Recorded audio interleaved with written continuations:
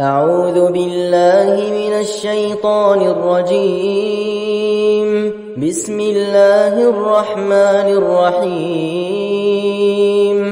إليه يرد علم الساعة وما تخرج من ثمرات من أكمامها وما تحمل من أنثى ولا تضع إلا بعلمه ويوم يناديهم أين شركائي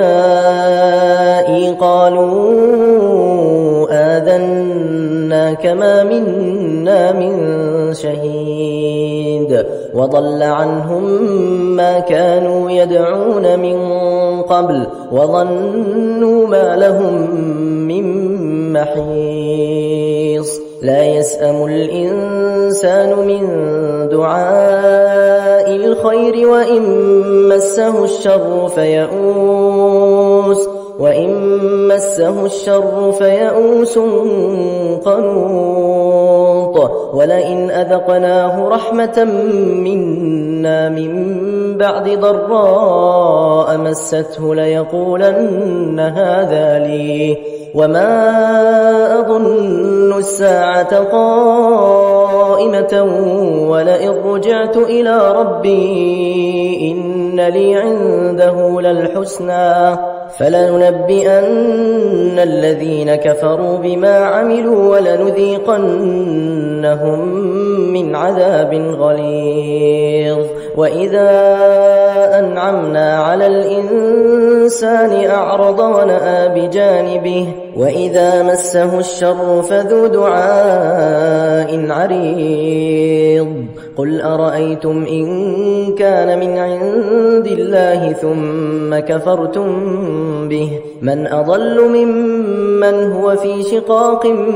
بعيد. سنريهم آياتنا في الآفاق وفي أنفسهم حتى يتبين لهم أنه الحق. أولم يكف بربك أنه على كل شيء شهيد. ألا إنهم في مرية من لقاء ربهم ألا إنه بكل شيء محيط. بسم الله الرحمن الرحيم. حميم عين سين قاف كذلك يوحي إليك وإلى الذين من قبلك الله العزيز الحكيم. له ما في السماوات وما في الأرض وهو العلي العظيم. تكاد السماوات يتفطرن من فوقهن والملائكة يسبحون بحمد ربهم ويستغفرون لمن في الأرض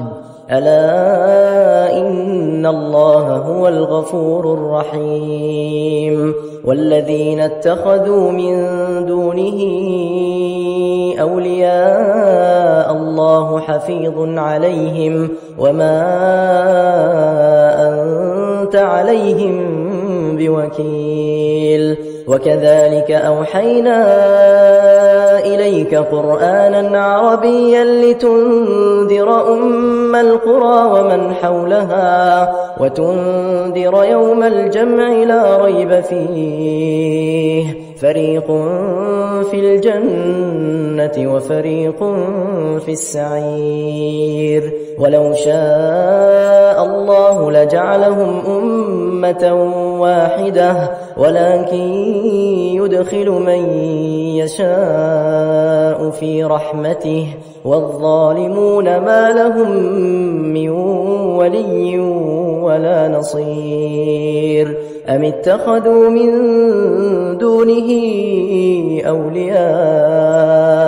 فالله هو الولي وهو يحيي الموتى وهو على كل شيء قدير. وما اختلفتم فيه من شيء فحكمه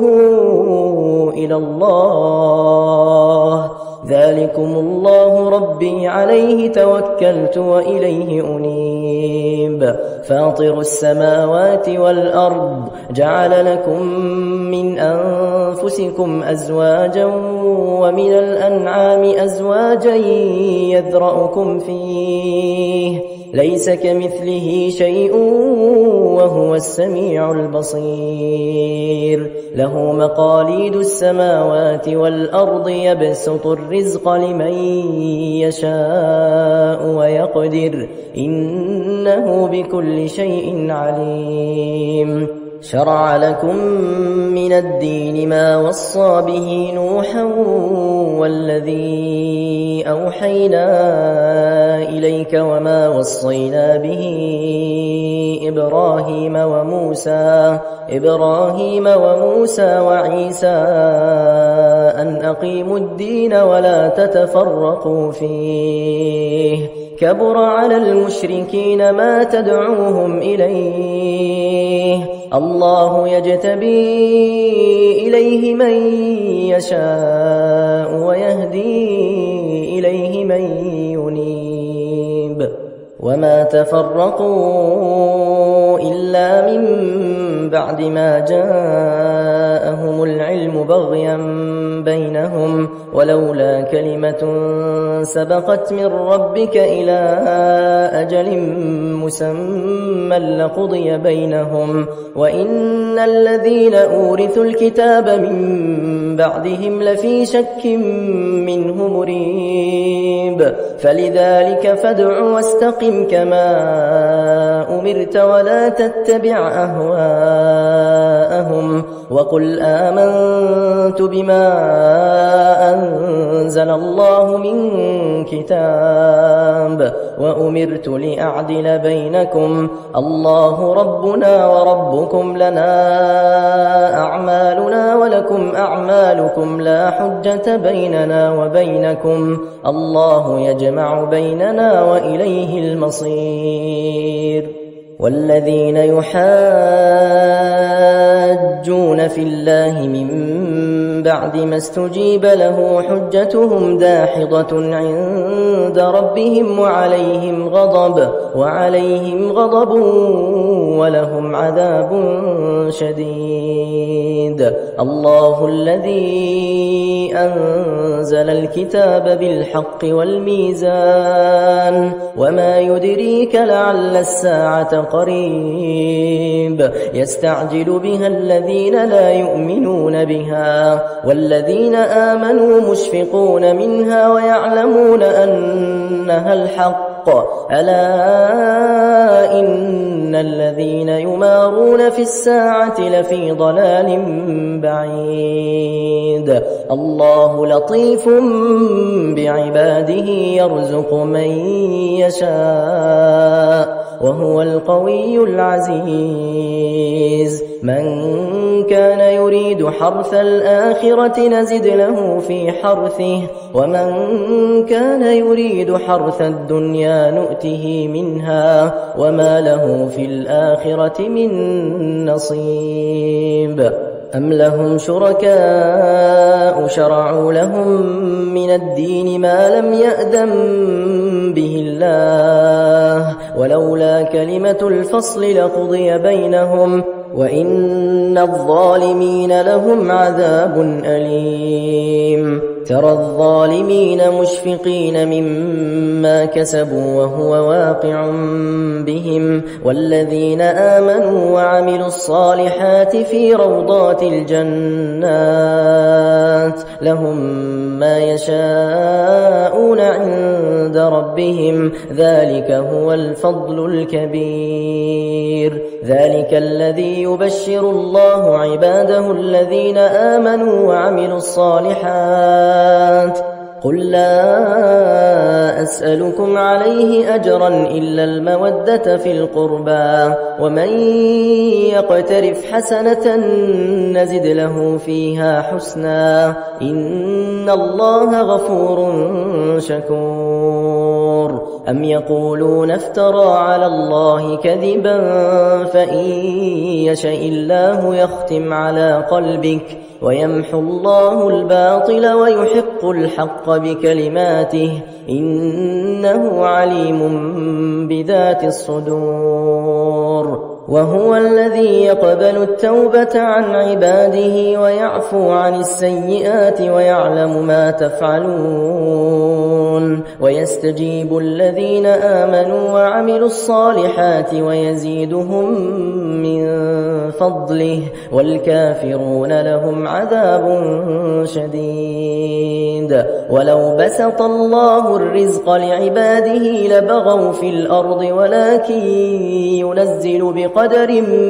ما يشاء إنه بعباده خبير بصير وهو الذي ينزل الغيث من بعد ما قنطوا وينشر رحمته وهو الولي الحميد ومن آياته خلق السماوات والأرض وما بث فيهما من دابة وهو على جمعهم إذا يشاء قدير وما أصابكم من مصيبة فبما كسبت أيديكم ويعفو عن كثير وما أنتم بمعجزين في الأرض وما لكم من دون الله من ولي ولا نصير ومن آياته الجوار في البحر كالأعلام إن يشأ يسكن الريح فيظللن رواكد على ظهره إن في ذلك لآيات لكل صبار شكور أو يوبقهن بما كسبوا ويعفو عن كثير ويعلم الذين يجادلون في آياتنا ما لهم من محيص فما أوتيتم من شيء فمتاع الحياة الدنيا وما عند الله خير وأبقى للذين آمنوا وعلى ربهم يتوكلون والذين يجتنبون كبائر الإثم والفواحش وإذا ما غضبوا هم يغفرون والذين استجابوا لربهم وأقاموا الصلاة وأمرهم شورى بينهم ومما رزقناهم ينفقون والذين إذا أصابهم البغي هم ينتصرون وجزاء سيئة سيئة مثلها فمن عفا وأصلح فأجره على الله إنه لا يحب الظالمين ولمن انتصر بعد ظلمه فأولئك ما عليهم من سبيل إنما السبيل على الذين يظلمون الناس ويبغون في الأرض بغير الحق أولئك لهم عذاب أليم ولمن صبر وغفر إن ذلك لمن عزم الأمور ومن يضلل الله فما له من ولي من بعده وترى الظالمين لما رأوا العذاب يقولون هل إلى مرد من سبيل وتراهم يعرضون عليها خاشعين من الذل ينظرون من طرف خفي وقال الذين آمنوا إن الخاسرين الذين خسروا أنفسهم وأهليهم يوم القيامة ألا إن الظالمين في عذاب مقيم وما كان لهم من أولياء ينصرونهم من دون الله ومن يضلل الله فما له من سبيل استجيبوا لربكم من قبل أن يأتي يوم لا مرد له من الله ما لكم من ملجأ يومئذ وما لكم من نكير فإن أعرضوا فما أرسلناك عليهم حفيظا إن عليك إلا البلاغ وإنا إذا أذقنا الإنسان منا رحمة فرح بها وإن تصبهم سيئة بما قدمت أيديهم فإن الإنسان كفور لله ملك السماوات والأرض يخلق ما يشاء يهب لمن يشاء إناثا ويهب لمن يشاء الذكور أو يزوجهم ذكرانا وإناثا ويجعل من يشاء عقيما إنه عليم قدير وما كان لبشر أن يكلمه الله إلا وحيا أو من وراء حجاب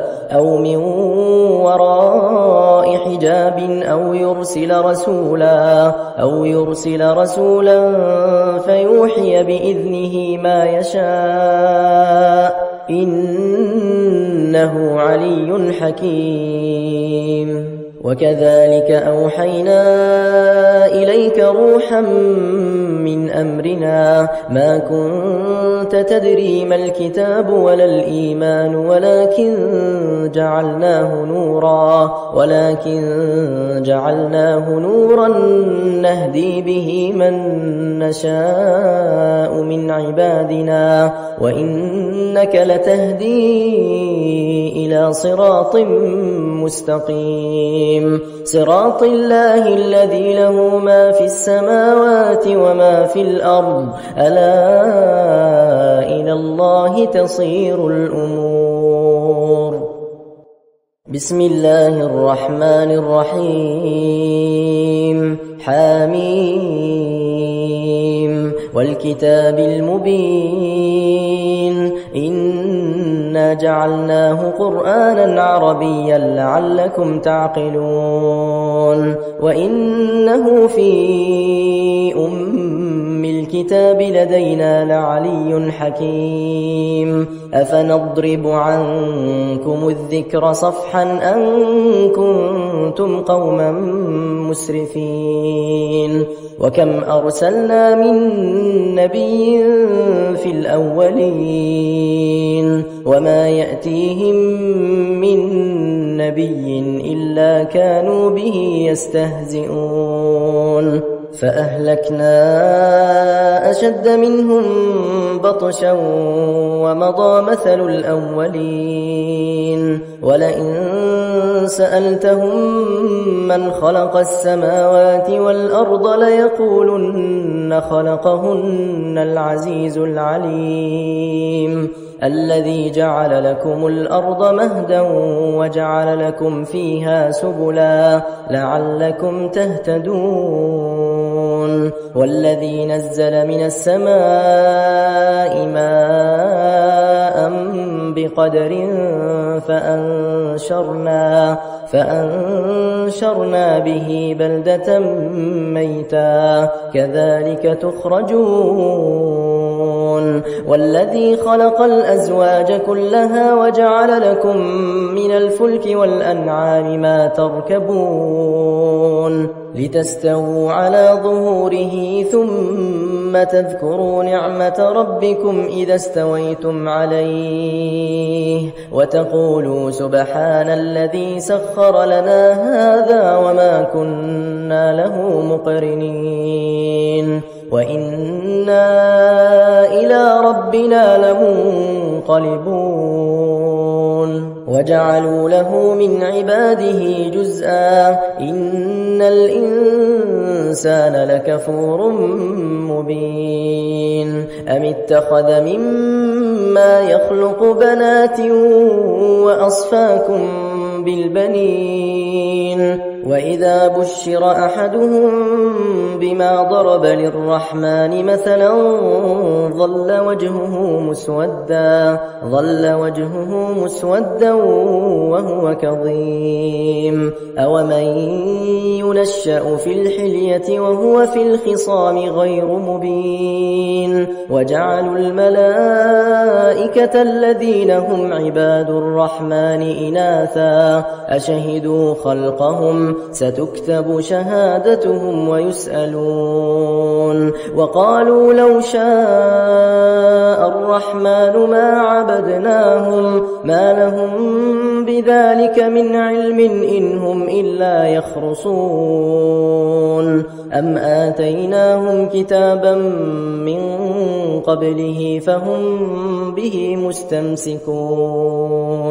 بل قالوا إنا وجدنا آباءنا على أمة وإنا على آثارهم مهتدون وكذلك ما أرسلنا من قبلك في قرية من نذير إلا قال مترفوها إنا وجدنا آباءنا على أمة وإنا على آثارهم مقتدون قال أولو جئتكم بأهدى مما وجدتم عليه آباءكم قالوا إنا بما أرسلتم به كافرون فانتقمنا منهم فانظر كيف كان عاقبة المكذبين وإذ قال إبراهيم لأبيه وقومه إنني براء مما تعبدون إلا الذي فطرني فإنه سيهدين وجعلها كلمة باقية في عقبه لعلهم يرجعون بل متعت هؤلاء وآباءهم حتى جاءهم الحق ورسول مبين ولما جاءهم الحق قالوا هذا سحر وإنا به كافرون وقالوا لولا نزل هذا القرآن على رجل من القريتين عظيم أهم يقسمون رحمة ربك نحن قسمنا بينهم معيشتهم في الحياة الدنيا ورفعنا بعضهم فوق بعض درجات ليتخذ بعضهم بعضا سخريا ورحمة ربك خير مما يجمعون ولولا أن يكون الناس أمة واحدة لجعلنا لمن يكفر بالرحمن لبيوتهم سقفا من فضة ومعارج عليها يظهرون ولبيوتهم أبوابا وسررا عليها يتكئون وزخرفا وإن كل ذلك لما متاع الحياة الدنيا والآخرة عند ربك للمتقين ومن يعش عن ذكر الرحمن نقيض له شيطانا فهو له قرين وإنهم ليصدونهم عن السبيل ويحسبون أنهم مهتدون حتى إذا جاءنا قال يا ليت خليت بيني وبينك بعد المشرقين فبئس القرين ولن ينفعكم اليوم إذ ظلمتم أنكم في العذاب مشتركون أفأنت تسمع الصم أو تهدي العمي ومن كان في ضلال مبين فإما نذهبن بك فإنا منهم منتقمون أو نرينك الذي وعدناهم فإنا عليهم مقتدرون فاستمسك بالذي أوحي إليك إنك على صراط مستقيم وإنه لذكر لك ولقومك وسوف تسألون واسأل من أرسلنا من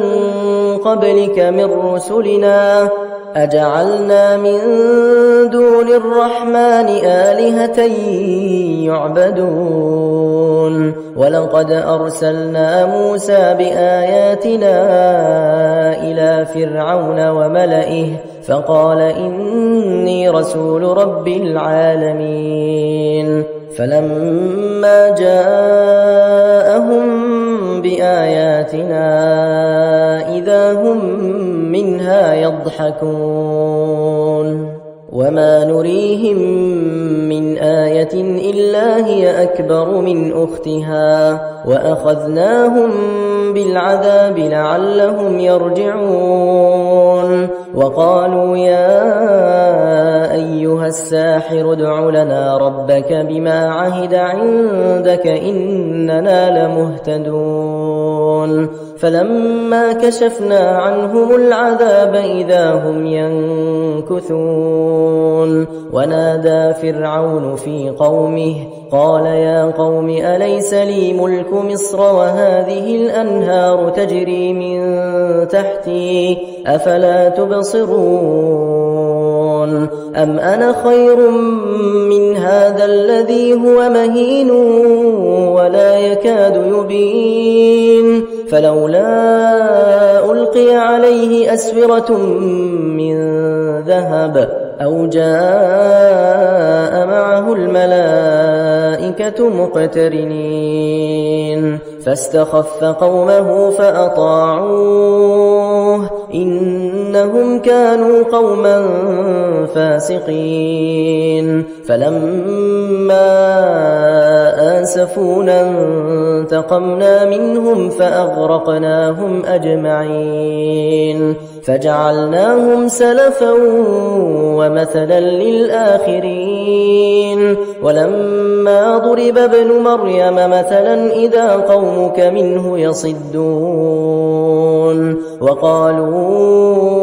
أآلهتنا خير أم هو ما ضربوه لك إلا جدلا بل هم قوم خصمون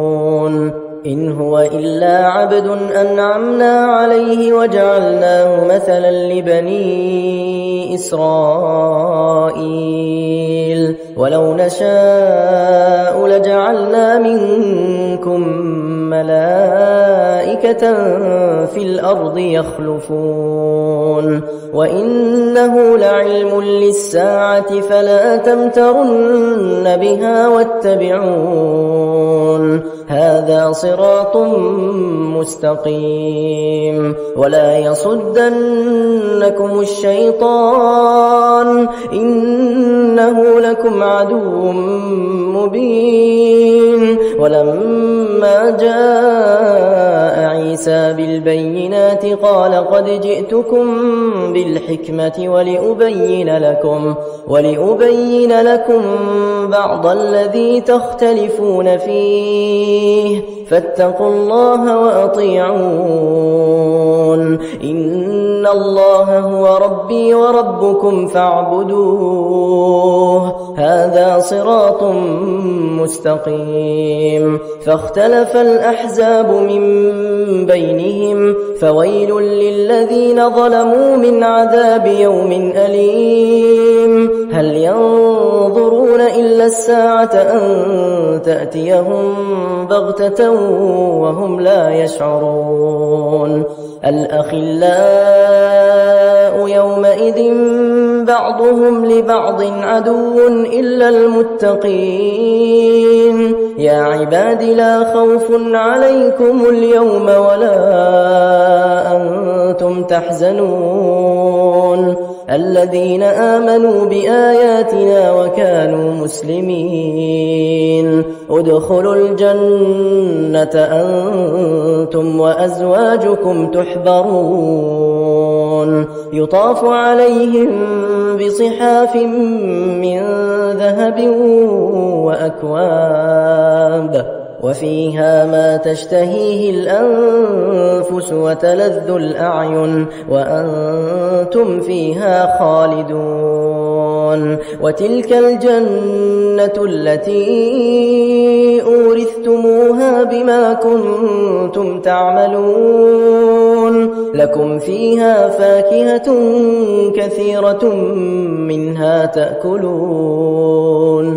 إن المجرمين في عذاب جهنم خالدون لا يفتر عنهم وهم فيه مبلسون وما ظلمناهم ولكن كانوا هم الظالمين ونادوا يا مالك ليقض علينا ربك قال إنكم ماكثون لقد جئناكم بالحق ولكن أكثركم للحق كارهون أم أبرموا أمرا فإنا مبرمون أم يحسبون أنا لا نسمع سرهم ونجواهم بلى ورسلنا لديهم يكتبون قل إن كان للرحمن ولد فأنا أول العابدين سبحان رب السماوات والأرض رب العرش عما يصفون فذرهم يخوضوا ويلعبوا حتى يلاقوا يومهم الذي يوعدون وهو الذي في السماء إله وفي الأرض إله وهو الحكيم العليم وتبارك الذي له ملك السماوات والأرض وما بينهما وعنده علم الساعة وإليه ترجعون ولا يملك الذين يدعون من دونه الشفاعة إلا من شهد بالحق وهم يعلمون ولئن سألتهم من خلقهم ليقولن الله فأنى يؤفكون وقيله يا رب إن هؤلاء قوم لا يؤمنون فاصفح عنهم وقل سلام فسوف يعلمون بسم الله الرحمن الرحيم حميم والكتاب المبين إنا أنزلناه في ليلة مباركة إنا كنا منذرين فيها يفرق كل أمر حكيم أمرا من عندنا إنا كنا مرسلين رحمة من ربك إنه هو السميع العليم رب السماوات والأرض وما بينهما إن كنتم موقنين لا إله إلا هو يحيي ويميت ربكم ورب آبائكم الأولين بل هم في شك يلعبون فارتقب يوم تأتي السماء بدخان مبين يغشى الناس هذا عذاب أليم ربنا اكشف عنا العذاب إنا مؤمنون أنى لهم الذكرى وقد جاءهم رسول مبين ثم تولوا عنه وقالوا معلم مجنون إنا كاشف العذاب قليلا إنكم عائدون يوم نبطش البطشة الكبرى إنا منتقمون ولقد فتنا قبلهم قوم فرعون وجاءوا إلي عباد الله إني لكم رسول أمين وأن لا تعلوا على الله إني آتيكم بسلطان مبين وإني عذت بربي وربكم أن ترجمون وإن لم تؤمنوا لي فاعتزلون فدعا ربه أن هؤلاء قوم مجرمون فأسر بعبادي ليلا إنكم متبعون واترك البحر رهوا إنهم جند مغرقون كم تركوا من جنات وعيون وزروع ومقام كريم ونعمة كانوا فيها فاكهين كذلك وأورثناها قوما آخرين فما بكت عليهم السماء والأرض وما كانوا منظرين ولقد نجينا بني إسرائيل من العذاب المهين من فرعون إنه كان عاليا من المسرفين ولقد اخترناهم على علم على العالمين وآتيناهم من الآيات ما فيه بلاء مبين إن هؤلاء ليقولون إن هي إلا موتتنا الأولى وما نحن بمنشرين فأتوا بآبائنا إن كنتم صادقين أهم خير أم قوم تبع والذين من قبلهم أهلكناهم إنهم كانوا مجرمين وما خلقنا السماوات والأرض وما بينهما لاعبين ما خلقناهما إلا بالحق ولكن أكثرهم لا يعلمون إن يوم الفصل ميقاتهم أجمعين يوم لا يغني مولا عن مولا شيئا ولا هم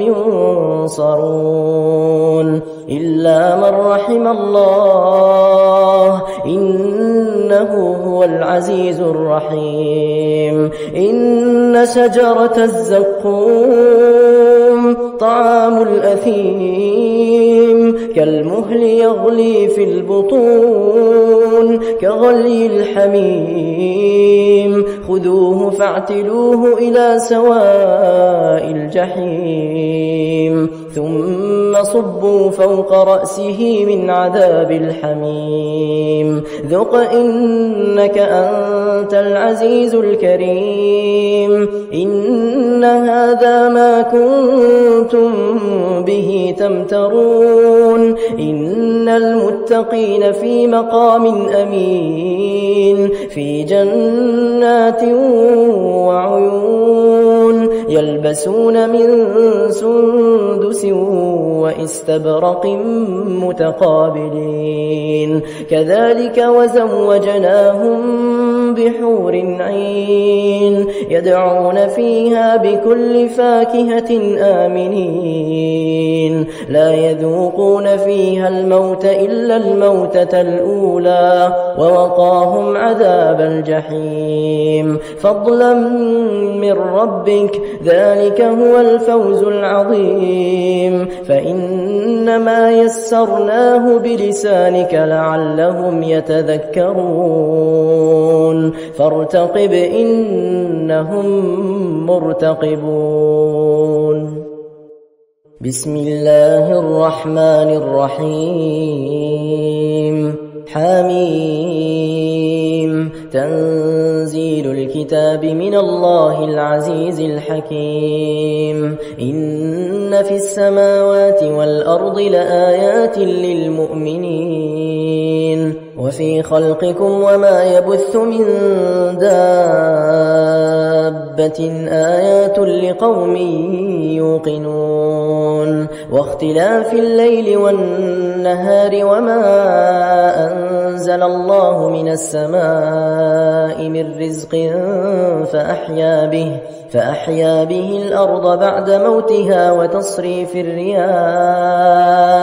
آيات لقوم يعقلون تلك آيات الله نتلوها عليك بالحق فبأي حديث بعد الله وآياته يؤمنون ويل لكل أفاك أثيم يسمع آيات الله تتلى عليه ثم يصر مستكبرا كأن لم يسمعها فبشره بعذاب أليم وإذا علم من آياتنا شيئا اتخذها هزوا أولئك لهم عذاب مهين من ورائهم جهنم ولا يغني عنهم ما كسبوا شيئا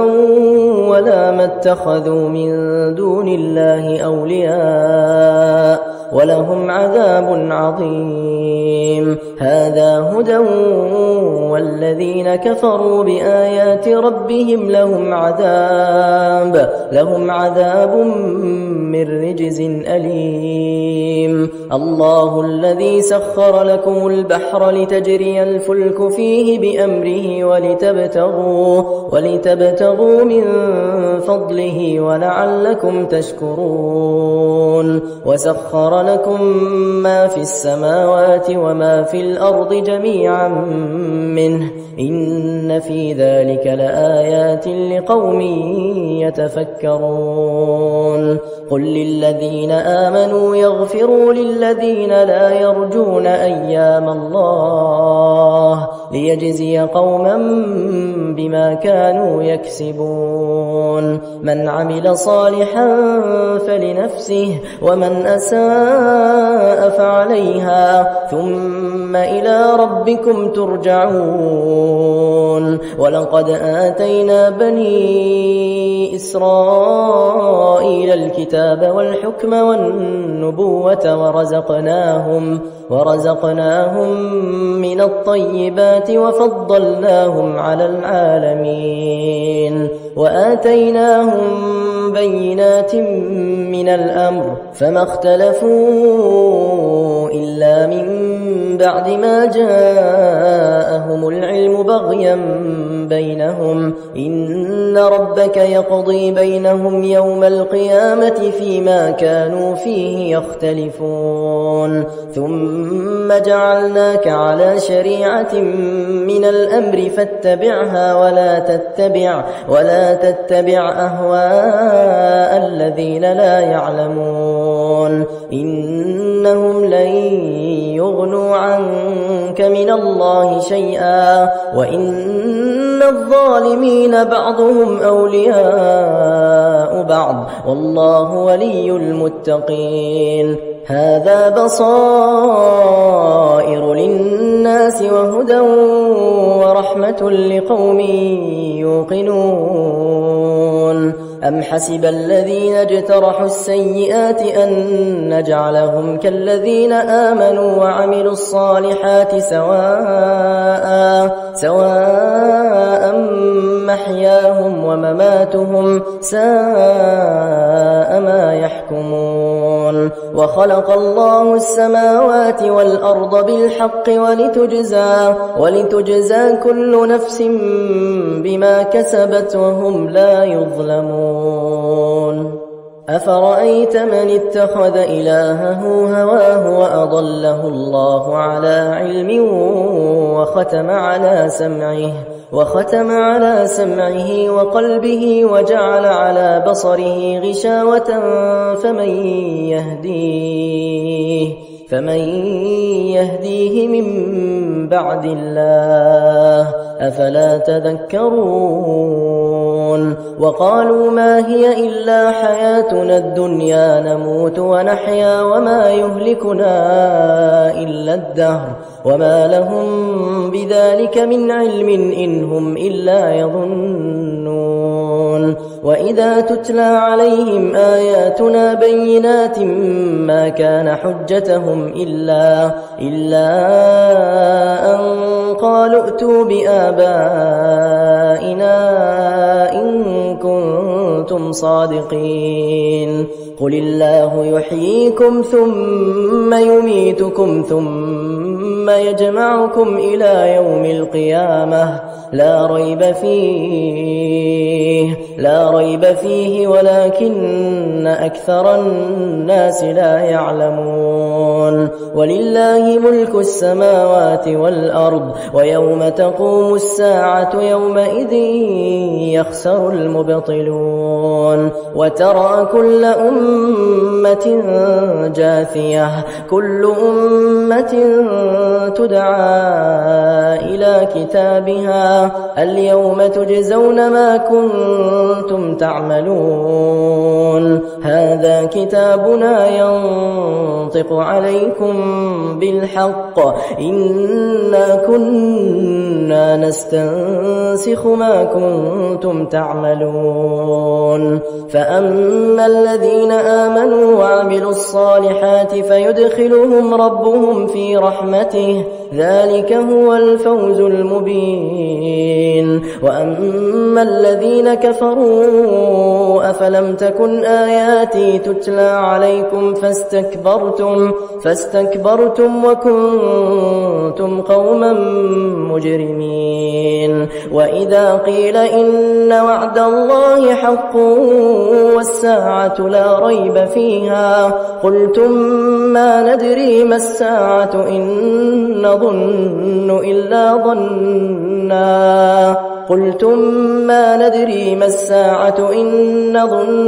إلا ظنا وما نحن بمستيقنين وبدا لهم سيئات ما عملوا وحاق بهم ما كانوا به يستهزئون وقيل اليوم ننساكم كما نسيتم لقاء يومكم هذا ومأواكم النار وما لكم من ناصرين ذلكم بأنكم اتخذتم آيات الله هزوا وغرتكم الحياة الدنيا فاليوم لا يخرجون منها ولا هم يستعتبون فلله الحمد رب السماوات ورب الأرض رب العالمين وله الكبرياء في السماوات والأرض وهو العزيز الحكيم.